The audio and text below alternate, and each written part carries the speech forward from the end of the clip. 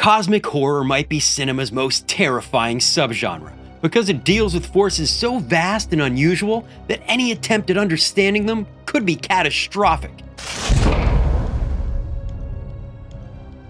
Welcome to the Cinema Cult, I'm CT. Today we're getting into 8 mind-bending cosmic horror movies that will leave you contemplating your existence. Now I'm covering everything from 80s cult classics to modern low-budget overachievers, and some of these movies use insane practical effects to try and depict the unknowable. Others merely hint at the horrifying implications as to what lies beyond the known world. To make this list a little more digestible, I've broken it down into paired groups. I'm starting with 2 very different takes on the same H.P. Lovecraft story, because if there's one name that's associated with cosmic horror, it's Lovecraft. So kicking things off, it's one of my favorites from the 1980s. It's called From Beyond.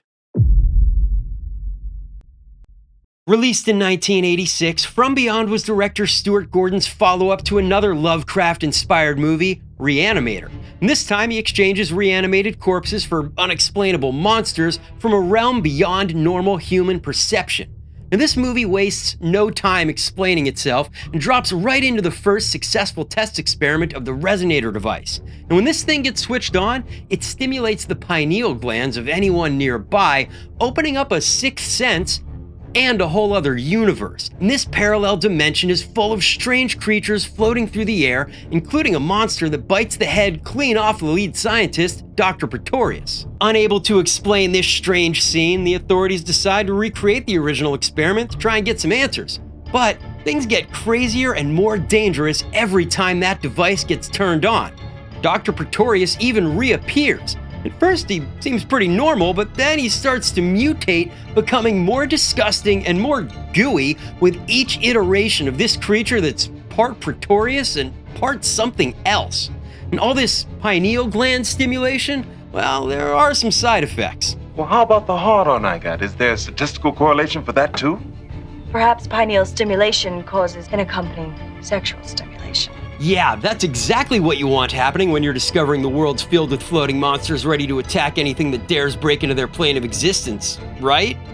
Anyway, what really makes this movie work is the incredible cast. Jeffrey Combs is perfectly paranoid as he sees these experiments going out of control, eventually having his own pineal gland overstimulated to the point that it comes bursting out his skull and giving him some very strange compulsions to boot.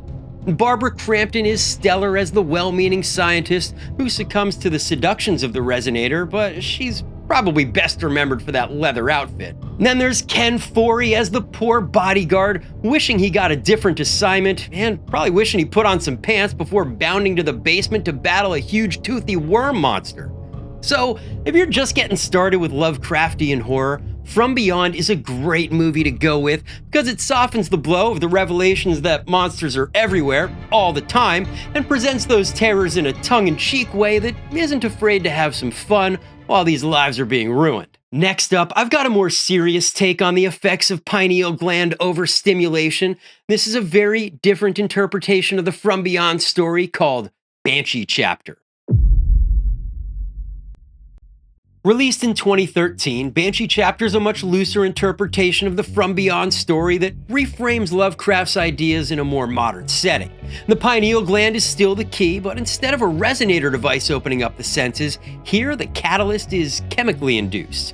Where Stuart Gordon's film is wild and in your face, Banshee Chapter grounds itself in the real world by mixing found footage, clips of news broadcasts, and real-life government conspiracies into its story that follows an investigative reporter named Anne searching for her old college friend after he mysteriously disappears. It turns out this guy was researching the old MKUltra project and even got his hands on the same psychedelic they used in those tests, and when he doses himself, things get weird fast. The radio starts blaring out a strange voice that's repeating numbers, and then something monstrous flashes outside the window before the camera cuts away. And what was supposed to be a psychedelic trip turned out to be a real-life nightmare, because this drug doesn't make people see things that aren't there, it shows the world that exists just beyond perception. And even being nearby someone on the drug can make you a target. The heavy use of found footage and jump scares might turn off some folks, but I think this movie works really well because it understands that when it comes to cosmic horror, uncertainty is the point. The strange numbers, broadcasts, and corrupted footage really allows this movie to lean into Anne's investigation, which is great for building tension. This movie is definitely at its peak when you can feel the danger lurking just around the corner. And of course, when that tension gets too great, you've got Ted Levine playing a sort of Hunter S. Thompson ripoff named Thomas Blackburn, and he's properly burnt out here, and it's obvious he's already seen too much, even before the events of this movie. Every now and then you run up into a night that's a stone-ass bummer from start to finish. Banshee Chapter is not the scariest movie on this list. It shows its budget at times, and it definitely feels like an early 2010s movie with all those jump scares. But as a paranoid and conspiracy-tinged take on cosmic horror, I really dug this one, and I thought it was an interesting spin on the From Beyond story. Now, moving on, this next pairing starts with the most underappreciated entry in John Carpenter's Apocalypse trilogy, Prince of Darkness.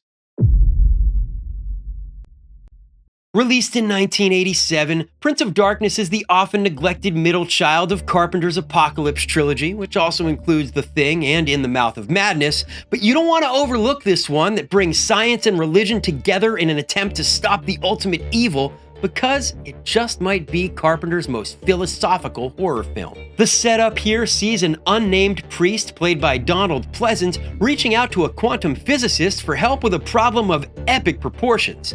He's got the offspring of ultimate evil in a green cylinder hidden in a church basement, and it's starting to do weird stuff. So, eager to solve this riddle, the professor assembles a team of scientists and experts from around the college, and the results are a cast that may be a bit bloated, but hey, it makes for a bigger body count when all is said and done, and I can't complain about that. I've always been partial to this one thanks to the setting. I'm a sucker for single location siege movies, and having world-ending evil in the basement of a creepy decrepit church? Well, that's poetically perfect as far as I'm concerned. And the evil contained in the infamous green cylinder dates back 7 million years. The church even considers this evil as the basis for the idea of Satan, but to me, this being is a far more terrifying prospect than a simple demon. Before the scientists can even get settled, this thing hypnotizes the locals into barricading the church. They're ready to kill anyone who tries to leave. Now, Prince of Darkness is lighter on the action than many of John Carpenter's other features, but there are some shocking deaths in the lead up to a very wild third act, and that's when things get turned up a notch and the cosmic nature of this horror is fully revealed. The scientists start succumbing to the green goo, becoming zombie-like minions, and the mirrors turn into gateways to another dimension where something even more sinister is trying to get through. So if you're looking for a movie that gives you closure with answers all laid out, well, you're not going to get that with Prince of Darkness. The ending is purposefully ambiguous, and watching this movie feels like Carpenter is wrestling with his own feelings of religion versus science, and whether either one will ever give him the answers he's looking for. So next up, I've got what I think is the perfect modern complement to any of John Carpenter's Apocalypse trilogy films. This one's called The Void. Released in 2016, The Void is Canada's ultimate John Carpenter worship film. It wears its influences from movies like The Thing and Prince of Darkness on its sleeve like a badge of honor. And just like those movies, The Void refuses to hold your hand and never overstays its welcome. This is a relentless film that drops you right into a chaotic and confusing evening that gets increasingly bloody and terrifying. And the first time you watch this movie, it can be difficult to figure out which of these characters mean well and which ones don't. That's all very intentional though, and it elevates the tension in this movie right from its opening moments. And the majority of The Void takes place at a half-abandoned hospital, and this was once a place of healing, but now it's all burnt out and barely usable, kind of like the church in Prince of Darkness. And this is a siege situation as well, with scores of faceless cultists waiting outside for their invite to this party and making sure no one else leaves in the meantime. Now, for the folks trapped in the hospital, things get increasingly strange. It's clear that the cult is involved somehow, but what this group doesn't realize is that there are cultists among them working from the inside. Ultimately, this cult leader's goal is to cheat death, but the results of these cosmic experimentations might be an even worse fate. Characters are killed only to rise from the dead as something different, more distorted and way more disturbing. The practical creature effects in this movie are absolutely top-notch. I'd even put them right up there along with some of the best of the 80s. And if you like a massive helping of body horror to go along with your cosmic terror, The Void will not disappoint. And eventually, these distortions in reality mutate the hospital itself, opening up sub-basements filled with even more terrifying monstrosities, victims of the cult's earlier experiments, cursed to live forever. The Void is a movie that revolves around acceptance of the human condition. And when you can't accept death and try to cheat it, the results are something far worse. And by the end of this one, you'll be reminded that the universe is far bigger than anyone could realize, and just glimpsing at what lies beyond is terrifying beyond words. So moving on to my next pairing, I've got two movies by the same filmmakers set in the same universe. And the first one starts out straightforward with cosmic dread that slowly builds, and it's called Resolution. Released in 2012, Resolution is the first entry in the Justin Benson and Aaron Moorhead Shitty Carl universe of connected films. And those films can be watched in any order, but I recommend you start with this micro-budget cosmic horror that seems grounded before revealing there's a lot more at work here. And it begins with Mike receiving a disturbing video from his old friend Chris, who's well into meth addiction and clearly getting worse. Concerned and desperate to get his old friend clean, Mike heads out to Chris's isolated cabin, and when Chris won't go to rehab, Mike handcuffs him to the wall, planning to wait out the week of detox along with him. Now, the cosmic dangers are all around them, but they're not apparent at first, especially with more pressing matters at hand, like the armed and unstable crackheads who Chris is in debt to, or the real owners of the property that Chris has been squatting on, and their threats of violence if these two aren't gone by the week's end. When Mike leaves the cabin to get some air, he runs into unusual things, such as the weirdo cultist played by the filmmakers themselves, Justin and Aaron. The celestial messiah will land his vessel before the end of days. After that, he's guided towards hidden recordings. First, it's a record, then an old video, and soon the recordings get more personal, as if someone might be spying on Chris and Mike, which makes sense until the videos start showing things that haven't happened yet. And the closest this movie gets to an explanation comes from a guy that Mike talks to who believes there's an entity controlling the area and shaping events into stories for its own purposes. Resolution, it's a movie that pays off the more you pay attention to it, and I really felt myself drawn to the mystery Mike was trying to unravel. Real life had become scary enough, and Mike thought he could distract himself with an interesting puzzle of strange recordings. And this movie depicts very little on-screen violence, so when Mike and Chris are served up a recording showing their brutal murder, you can't help but have a feeling of dread in the pit of your stomach right along with them. So Chris and Mike understandably attempt to take control of their narrative. That plan was always doomed to fail because they aren't the ones making the rules here. Resolution shows one possible ending of this particular story, but it's not the end of Chris and Mike, and we get a glimpse into where they end up with my next selection, and this one's called The Endless.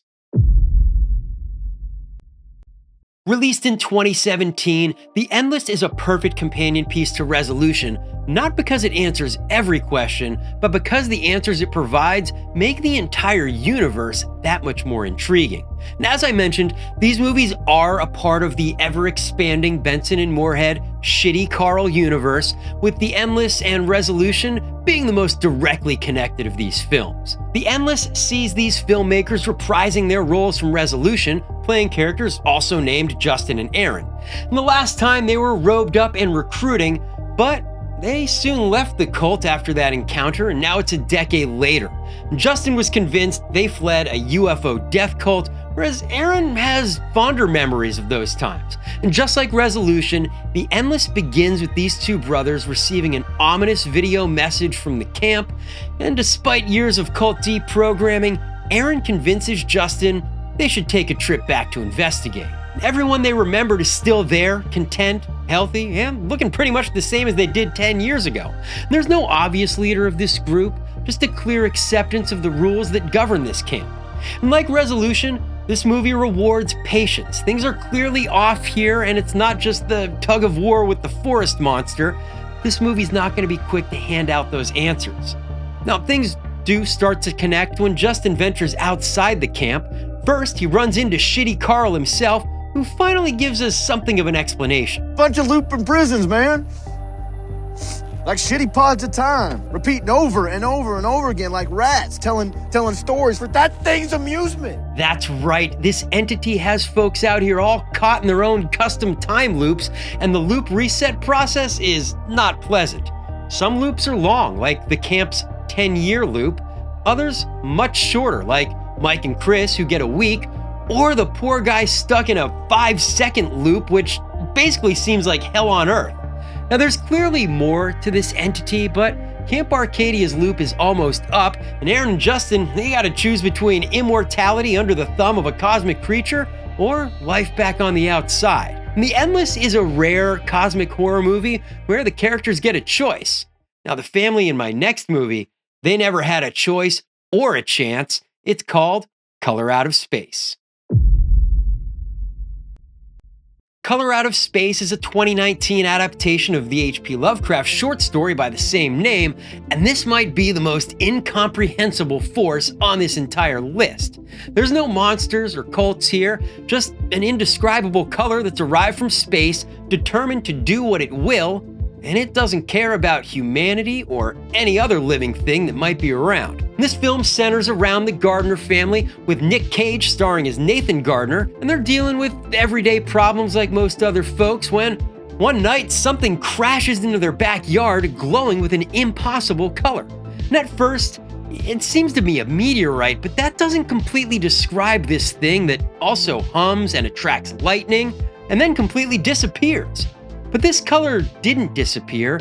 It started seeping into everything nearby, like the well water, exposing and changing the family members before they realize something's even wrong. Meanwhile, electronics stop functioning and they become isolated from the outside world. That's when this movie really becomes nightmare fuel. Once the color has infested something, it rewrites it to its own ends. So a group of alpacas becomes a blob of alpacas, and a mother and son become fused into a horrifying creature that feels like something from another world. Now, this color, it's not explaining its actions or working towards some known end, and there doesn't seem to be any way to stop it. That might be what I like most about this movie. There's no humanization to this threat. It's just so alien that interacting with it means destruction. And I also appreciate the way this movie blends some really well done practical effects work with a ton of super aggressive, unnatural lighting that amplifies the alien look of everything the color touches. Color Out of Space represents a quintessential type of cosmic horror because there's no monster or god. It's something incomprehensible that drops out of the universe into a backyard and ruins everything around it with complete indifference as to the consequences. And that indifference is why I'm pairing Color Out of Space with my last selection, where cruelty seems to be the point, and I'm not sure which is worse. So let's finish this list off with Yellow Brick Road. Released in 2010, Yellow Brick Road begins with a mystery. Back in 1940, the entire town of Fryer, consisting of hundreds of people, all walked into the wilderness and vanished. Now, some mutilated bodies were found, but the rest of the townsfolk never were, and the sole survivor of the incident went completely insane. So now, 70 years later, a group of documentarians are planning to retrace the footsteps of the forgotten town, hoping to finally explain what happened. And the setup of Yellow Brick Road reminded me a lot of another, sometimes frustrating horror classic, The Blair Witch Project. These are both low-budget efforts that see a group of filmmakers entering the woods in search of answers without realizing that sometimes old folk tales are real and some things shouldn't be messed with. And just like in Blair Witch, when these folks decide to turn back, it's too late and they're stuck dealing with whatever's out in these woods. Now, what sets Yellow Brick apart is the sound design, which can feel relentless. Once these folks get far enough out into the woods, they all begin to hear music that drifts in and out and at times is unbearably loud. The terrain also becomes completely unreliable as the forest starts literally shifting itself around them, making their maps totally useless. Now trapped in this forest, the constant sensory overload and uncertainty leads to despair and paranoia, and that inevitably fractures the group, and well, there's some violent confrontations that follow. Suddenly, the mutilated bodies they found back in the 1940s start to make a lot more sense when you see the way this group's senses are being absolutely assaulted by the entity that controls these woods. And these documentarians began their trip down the Yellow Brick Road at a movie theater, and for one character, that's also where this road ends. And it feels like something pulled straight out of an episode of Twin Peaks when this guy comes upon an identical theater way out in the wilderness. This building shouldn't exist, and it's definitely operating on its own set of rules, and when the movie starts to roll, instead of answers, there's just more despair. There was never going to be a happy ending at the end of this Yellow Brick Road, and it's never explained why the Yellow Brick Road is so enticing to those that it calls, but to me, that's what makes it so horrifying. The allure of the road can't be recognized until it's too late. So there you have it, 8 mind-bending cosmic horror movies to remind you of your place in a vast, uncaring universe that keeps chugging along whether you suffer or survive. Now, if you had a good time checking out these cosmic terrors with me, make sure you hit those like and subscribe buttons to join the cult. And if you've seen any of these films, well, I'd love to know which one messed with your head the most.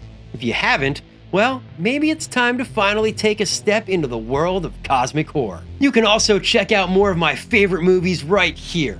But that's it for today. I'm CT Reese. Thanks for hanging out with me, and keep watching weird movies.